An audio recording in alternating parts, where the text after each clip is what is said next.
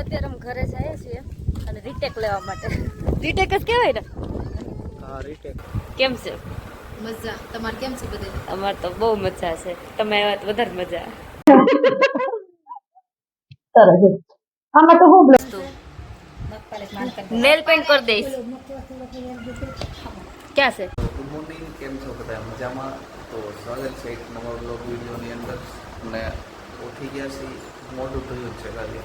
નાસ્તો કરવા અંદર નાસ્તો બનાવે છે. આદુ બતાવીને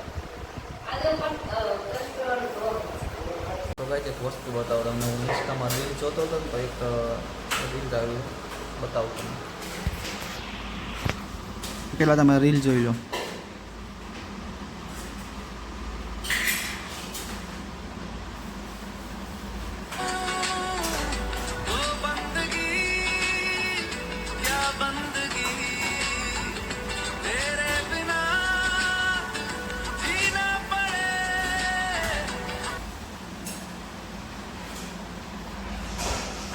તો જે વ્યક્તિ છે ને, છોકરો ભાઈ, એ આંધળો છે, બ્લાઇન્ડ છે.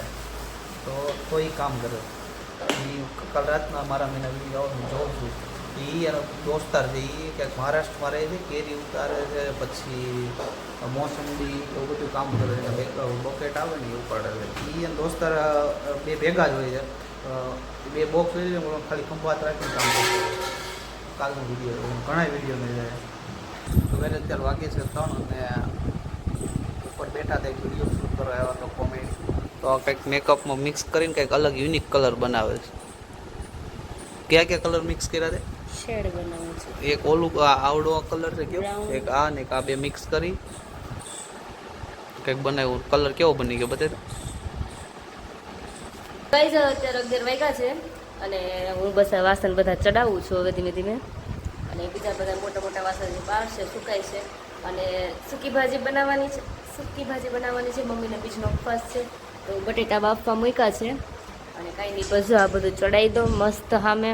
એ બધું ચડાવવાનું છે, જે બહાર સુકાય છે ને આ ગેમ રમે છે.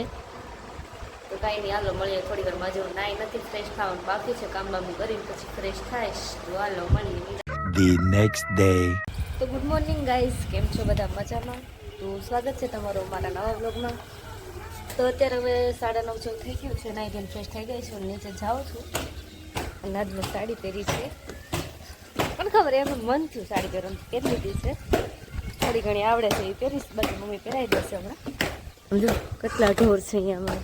તો ગાઈઝ હવે અત્યારે 11:30 થયા છે ને અમારે ઘરે મહેમાન આવ્યા છે. મારા દાદી છે ને એના બેન, પપ્પાના માસી માસા આવ્યા છે. તો રસોઈ કરું છું.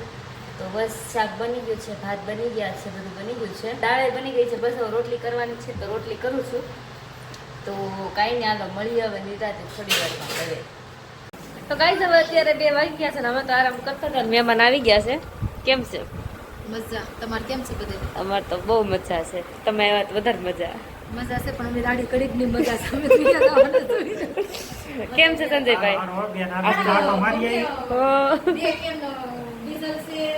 મારું બહુ સારું છો. તમારે તો સારું જ છે. તો કાંઈ નહીં, હાલો મળીએ હવે થોડી વારમાં નિરાતે. ચા પાણી બનાવી પીવડાવી મળીએ. તો ગાઈસ અત્યારે અમે લોકો ઉપર આવ્યા છે અને અત્યારે મારા નણંદારે મારે કોમેડી વિડીયો ઉતારવાનો છે. તો ઉતારશું અને વિડીયો આવશે YouTube માં, Instagram માં. તમે બધા જોઈ લેજો ને લાઈક કરી દેજો. મળીએ થોડી વારમાં. અત્યારે 3:30 થયા છે ને અમે લોકો આવ્યા છીએ મનસુખ મામાને ઘર ચા પીવા માટે. હિનાબેન ને આવ્યા છે તો બધા આવ્યા છીએ.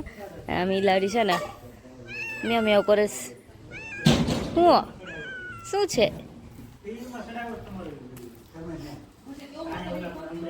રોહિત ને દાદા ને સંજયભાઈ ને અહીંયા બેઠા છે.